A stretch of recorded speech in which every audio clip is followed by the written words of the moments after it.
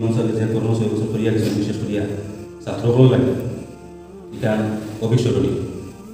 এটা যে কোনো মানুষের যে স্বীকার করতে মানে হইতো যে এই কথা ইমাম সাহেব ছাত্রগুলো লাগিয়া মেহনত করছেন না এই কথা হইতে পারবে। তো ইমাম সাহেব যখন করিয়া গেছেন আমরা আমসাহেবাসী তরফ থেকে মসজিদ পরিচালনা কমিটির তরফ থেকে ইমাম সাহেবকে মুবারকবাদ জানাই।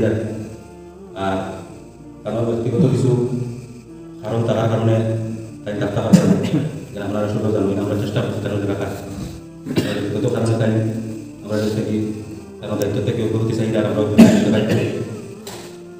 ইমাম সাহেব আমাদের যে সৌন্দর্যভাবে রিয়া চলছেন আমরা তাহলে একজন মসজিদের ইমাম হিসাবে ইমাম মসজিদের বানানির করে একটা আমরা মুখ থেকে শুনছি যে ইমাম মানে বাদশাহ, একটা আমসাহের বাদশাহ।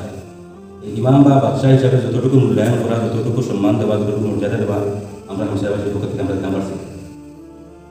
তখন ইমামকে যতটুকু মর্যাদা দেওয়া এই মর্যাদা আমরা দিতে পারছি না।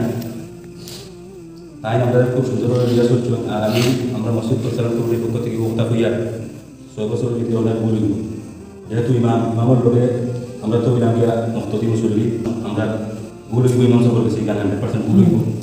আমি মহল্লাবাসীর পক্ষ থেকে মসজিদ কমিটির পক্ষ থেকে ইমাম সাহেবের কাছে